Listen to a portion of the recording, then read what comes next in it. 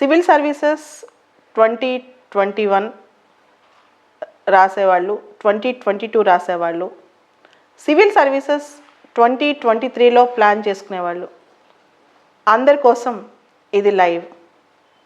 First of all ఈరోజు teachers day సందర్భంగా ఈ Instagram special live CSB IAS academy తరపున వీఆర్ డూయింగ్ దిస్. ముందుగా ఒక మంచి కొటేషన్తో ఈరోజు మన డిస్కషన్ స్టార్ట్ చేసుకుందాం. తేజస్వినా వదితమస్తు అంటే మనం చదివిన చదువంతా ఒక అర్థవంతంగాను, దాంతోపాటు మనందరికీ ఒక జాయ్ క్రియేట్ అయ్యే విధంగానూ ఉండాలి. Let our efforts in learning be luminous and filled with joy. Civil services preparation నా దృష్టిలో not only a learning but it will luminate our life and the learning should be a joy. మన civil services preparation మొత్తం కేవలం ఒక learning మాత్రమే కాదు, దానిలో మనకు ఒక జాయ్ ఉంటుంది, దాంతోపాటు మన జీవితాన్ని అర్థవంతంగా మారుస్తుంది. అండ్ ఇక్కడ అసలు ప్రిపరేషన్ ఏంటి, ఈ ప్రిపరేషన్లో ప్లాన్ అండ్ స్ట్రాటజీ ఏంటో ఒకసారి చూద్దాం. సివిల్ సర్వీసెస్ అనేది చాలామంది డ్రీమ్. అనేక మంది యూత్ ఇండియాలో ముఖ్యంగా బాగా చదువుకుంటూ మంచి మంచి స్కూల్స్లో కాలేజ్లో చదువుకున్నా లేదా గ్రామీణ ప్రాంతాల్లో నువ్వు పెద్దయ్యాక ఏమవుతావంటే ఐఏఎస్ ఐపీఎస్ అవుతావని చెప్పి చిన్నప్పుడు చాలామంది పేరెంట్స్ నేర్పిస్తారు. పెద్దయ్యాక మనం కూడా ఒక కలలు కంటూ ఉంటాం. అయితే అసలు ఈ ఎగ్జామ్ ఏంటి, ఈ ఎగ్జామ్ మన దగ్గర నుంచి ఏం ఆశిస్తుంది, ఈ ఎగ్జామ్ ప్యాటర్న్ ఏంటి, సివిల్ సర్వీసెస్ ఎగ్జామ్ ప్యాటర్న్ ఏంటి? సివిల్ సర్వీసెస్లో ఉన్న ఒక బెస్ట్ థింగ్ ఏంటంటే ఎన్ని ఛాలెంజెస్ వచ్చినా ఒక క్యాలెండర్ సివిల్ సర్వీసెస్లో మెయింటైన్ అవుతూ ఉంటుంది.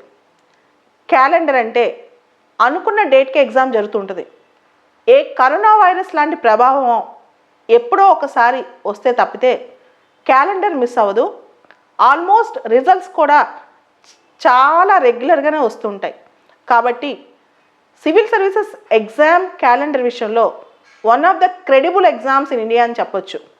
మనం స్టేట్ లెవెల్ ఎగ్జామ్స్తో పోలిస్తే, స్టేట్ లెవెల్ ఎగ్జామ్ క్యాలెండర్స్తో చూస్తే సివిల్ సర్వీసెస్ ఎగ్జామినేషన్ అనేది భారతదేశంలోనే ఒక మంచి క్రెడిబుల్ ఎగ్జామ్ అని మనం చెప్పొచ్చు.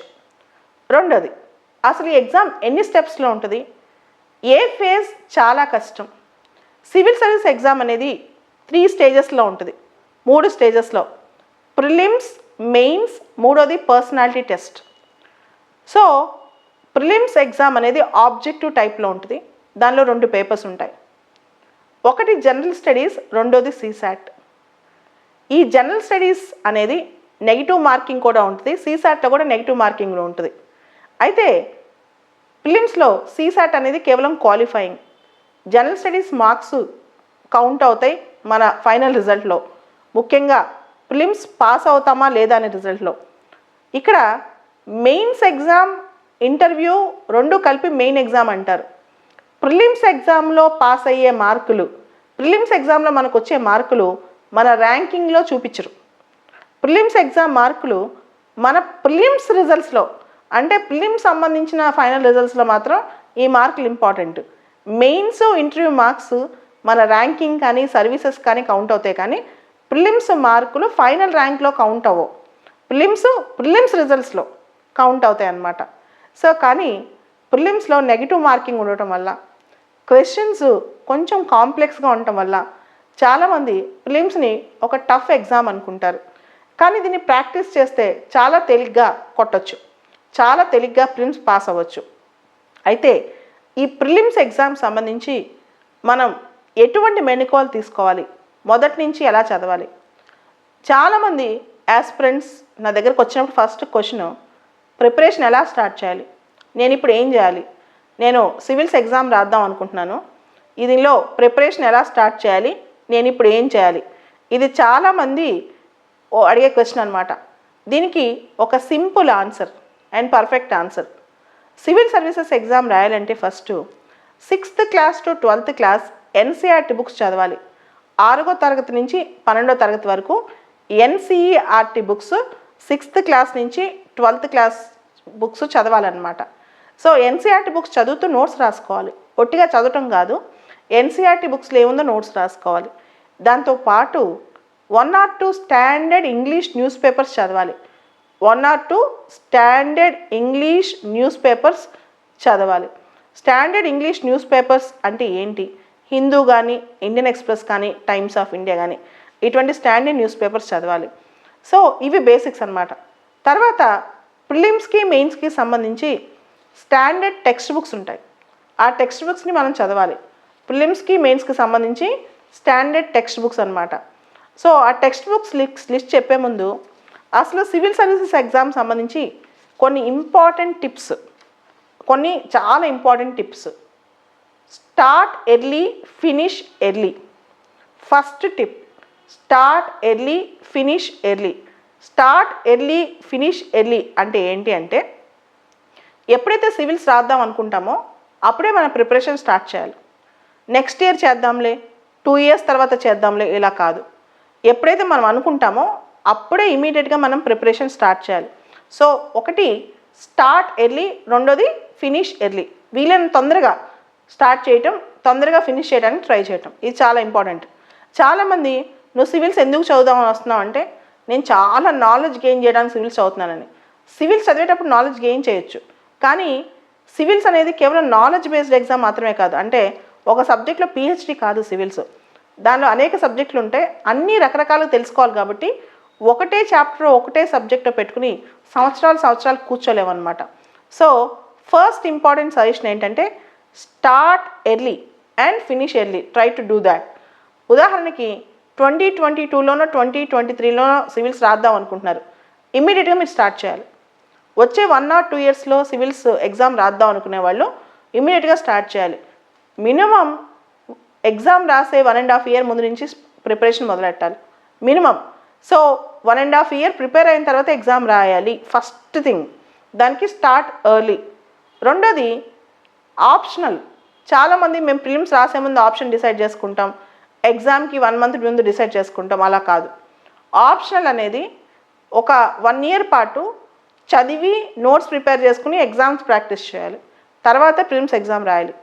మీరు ఏదైతే ఆప్షనల్ సబ్జెక్ట్, మనం సివిల్స్లో మెయిన్స్లో ఒక ఆప్షనల్ సబ్జెక్ట్ చూజ్ చేసుకోవాలి. ఆ ఆప్షనల్ సబ్జెక్ట్లో 2 పేపర్స్ ఉంటాయి.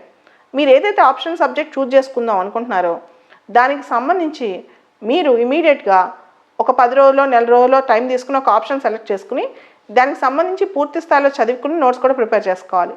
తర్వాత ఇప్పుడు 2021 September 5th ఈరోజు. నెక్స్ట్ 1 yearకి మీ లైఫ్లో ఒక రోడ్ మ్యాప్ వేసుకోండి. నెక్స్ట్ 1 year ప్రిపరేషన్లో మీరు ఏమేం చేయబోతున్నారో ఒక ప్రాపర్ రోడ్ మ్యాప్ వేసుకోండి. So road map for the year must be for throughout. ఒక ఇయర్ మొత్తానికి ఒక రోడ్ మ్యాప్ వేసుకోండి అనమాట. సో మంచి ఎఫర్ట్స్ ఉండి, హార్డ్ వర్క్ ఉండి, ప్రాపర్ రోడ్ మ్యాప్ ఉంటే ఈజీగా మీరు సక్సెస్ సాధించగలరు.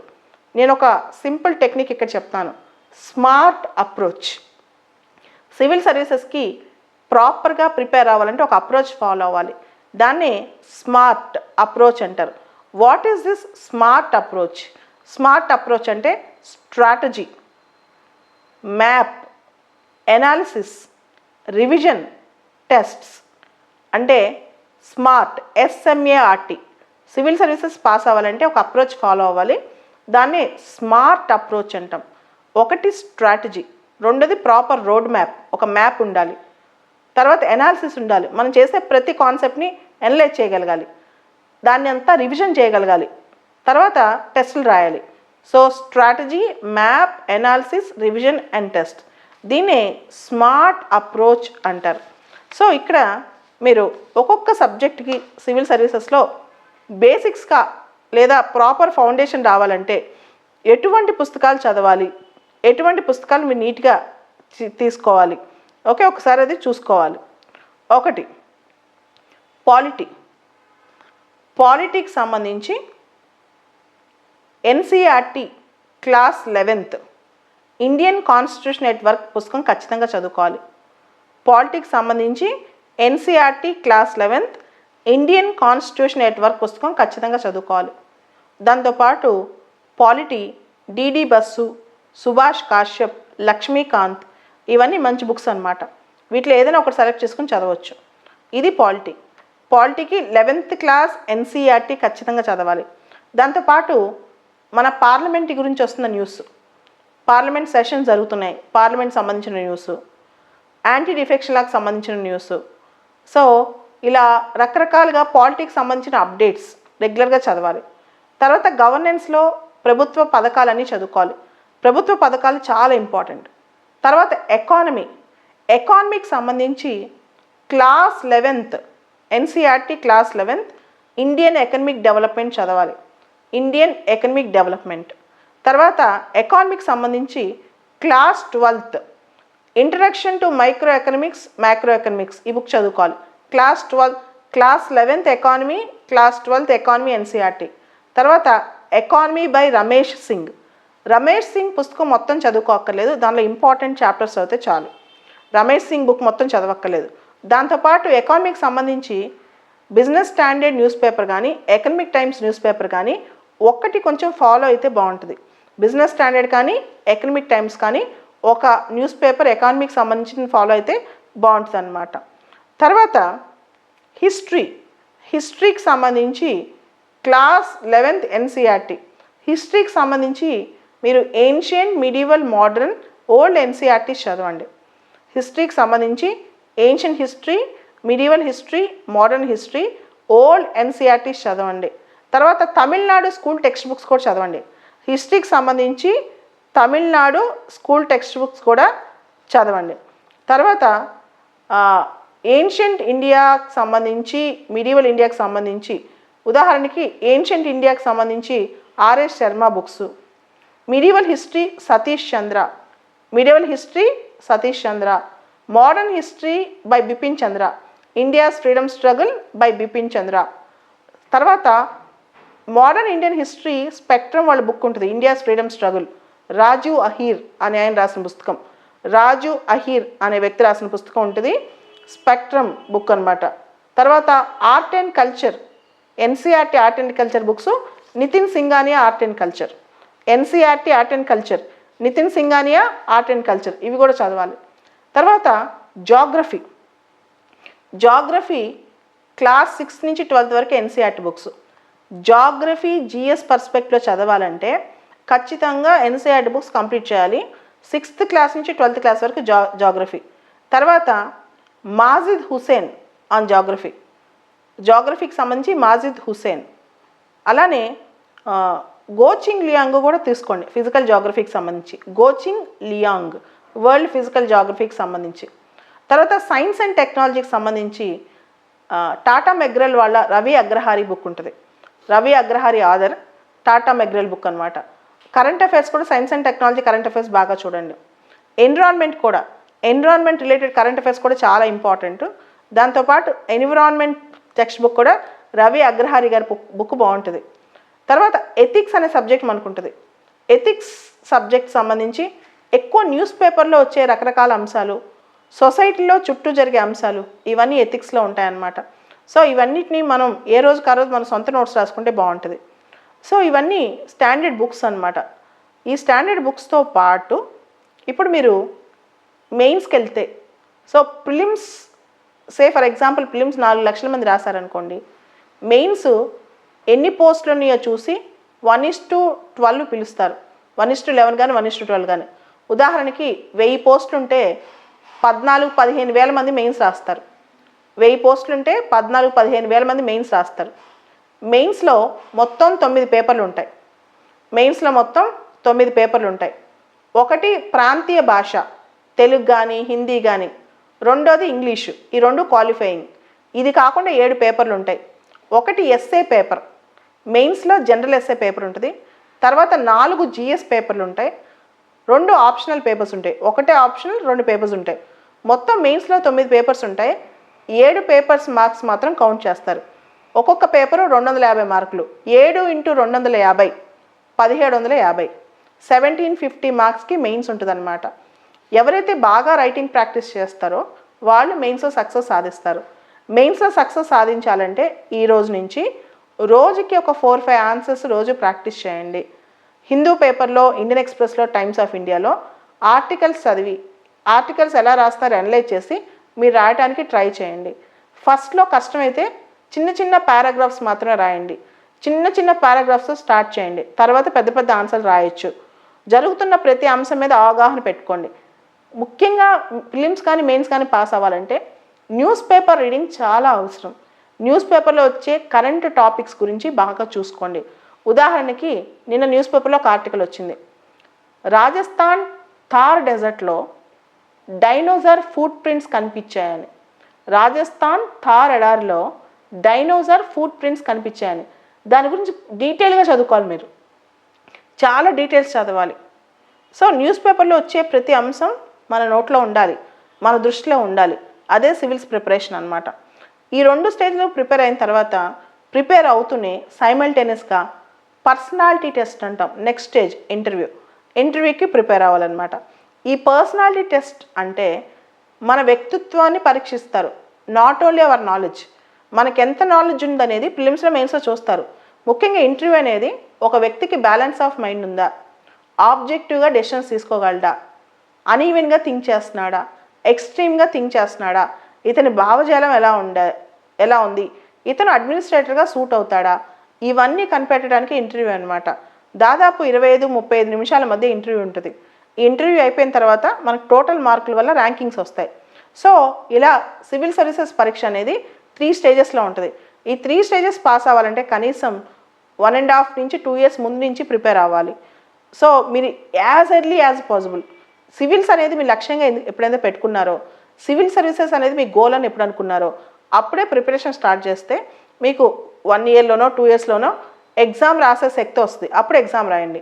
మెయిన్స్ ప్రిపరేషన్ అయ్యాక ప్రిలిమ్స్ కూడా రాయండి. డైరెక్ట్గా ప్రిలిమ్స్ చదివేసాను, ప్రిలిమ్స్ రాస్తాను, 2 నెలల్లో మెయిన్స్ రాస్తానంటే కుదరదు. ఎందుకంటే ప్రిలిమ్స్కి మెయిన్స్కి మధ్య టైం గ్యాప్ చాలా తక్కువ ఉంటుంది. ప్రిలిమ్స్కి మెయిన్స్కి మధ్య ఉన్న గ్యాప్లో ఓన్లీ రివిజన్కే టైం ఉంటుంది. మెయిన్స్కి సబ్జెక్ట్ మొత్తం చదవలేరు అనమాట. అందుకని మెయిన్స్కి కూడా ముందే ప్రిపేర్ అయ్యి దెన్ యూ స్టార్ట్. మెయిన్స్ కూడా ముందే ప్రిపేర్ అయ్యి దెన్ మీరు స్టార్ట్ చేయండి. దానివల్ల మీకు సక్సెస్ అనేది ఈజీగా వస్తుంది. ఇది civil services preparation strategy. So ఈ స్ట్రాటజీలో కొన్ని what we should not do అంటే చాలామంది ఏం చేస్తే సివిల్స్ పాస్ అవుతా ఉంటారు. ఈరోజు నేను ఏం చేయకూడదు సివిల్స్ ప్రిపేర్ అయ్యేటప్పుడు ఒక క్యాండిడేట్ ఏం చేయకూడదో చెప్తాను. ఒకటి, సివిల్స్ ప్రిపేర్ అయ్యేటప్పుడు ఫస్ట్ థింగ్ ప్రాపర్గా టైం మేనేజ్మెంట్ చేసుకోవాలి. టైం వేస్ట్ చేయకూడదు. రెండోది, రెగ్యులర్గా డిప్రెషన్ కానీ రెగ్యులర్గా ఇన్ఫీరియారిటీ కాంప్లెక్స్ కానీ లోన్ అవ్వకూడదు. సెల్ఫ్ కాన్ఫిడెన్స్ చాలా ఉండాలి. రెగ్యులర్గా ప్రిపరేషన్లో ఉండాలి. ఇన్ఫీరియారిటీ కాంప్లెక్స్ ఉండకూడదు. సెల్ఫ్ కాన్ఫిడెన్స్ని మిస్ అవ్వకూడదు. ఖచ్చితంగా స్ట్రాంగ్ సెల్ఫ్ కాన్ఫిడెన్స్ ఉండాలి. థర్డ్ ఇంపార్టెంట్ థింగ్, సివిల్స్లో చాలా ఇంపార్టెంట్ థింగ్ ఏంటంటే అన్నిటికన్నా ముఖ్యం ప్రాపర్ స్ట్రాటజీ. 1 ఇయర్కి ముందే రోడ్ మ్యాప్ వేసుకోవాలి, డిస్టర్బ్ అవ్వకూడదు. అండ్ సొసైటీలో సివిల్స్ ప్రిపేర్ అయ్యేటప్పుడు చాలామంది అది చాలా పెద్ద ఎగ్జామ్, నీ వల్ల అవుతుందా, నీకు సాధ్యం అవుద్దా అని అడుగుతుంటారు. చాలా పెద్ద ఎగ్జామ్, నీ వల్ల అవుతుందా, నీకు సాధ్యం అవుద్దా అని. సివిల్ సర్వీసెస్ ఎంత పెద్ద ఎగ్జామ్ అయినా ఇండియాలో ప్రతి సంవత్సరం దాదాపు 1000 మంది పాస్ అవుతున్నారు. చాలామంది పాస్ అయ్యేవాళ్ళు చాలా సామాన్య కుటుంబాలు, సామాన్యమైన చదువుల నుంచి వచ్చిన వాళ్ళే. కాబట్టి నా వల్ల అవుద్దా, నేను పాస్ అవుతానని సెల్ఫ్ డౌట్ పెట్టుకోకూడదు. ఎప్పుడు సెల్ఫ్ డౌట్ పెట్టుకుని సివిల్స్కి రాకూడదు. తర్వాత చాలామంది చేసే అంశము, నాకు ఇంకా సిలబస్ అవ్వలేదు, సిలబస్ అయ్యాక టెస్టులు రాస్తానంటారు. టెస్టులు రాయందే, రివిజన్ చేయందే సివిల్స్ పాస్ అవడం అసాధ్యం. ఎన్ని టెస్టులు రాస్తే అంత ఫాస్ట్గా సివిల్స్ పాస్ అవుతారు. టెస్టులు ఎక్కువ రాయడానికి ట్రై చేయండి. సో ఇవన్నీ సివిల్స్లో. తర్వాత సివిల్స్ సంబంధించి నిజాల కన్నా ఎక్కువ ప్రిడిక్షన్స్, రూమర్స్ ఎక్కువ ఉంటాయి. అవన్నీ పక్కన పెట్టి ఓన్లీ సబ్జెక్ట్ మీద ఫోకస్ చేయాలి. ఎక్కువ సమయం ప్లాన్ చేసుకుని చదువుకోవాలి. 24 గంటల్లో కనీసం 10 గంటలు చదువుకోవాలి. 24 గంటలు ఎవరు 18 గంటలు చదవలేరు. కనీసం 10 గంటలు చదవాలి. మార్నింగ్ 4 అవర్స్, మధ్యాహ్నం 3 అవర్స్, నైట్ 4 అవర్స్. ఇట్లా డేని ప్రాపర్గా డివైడ్ చేసుకుని డేని ప్రాపర్గా ప్లాన్ చేసుకుని చేసుకోవాలి. ఓకే, ఇలా చేస్తే ప్రిపరేషన్ అనేది చాలా ఈజీ అయిపోతుంది అన్నమాట.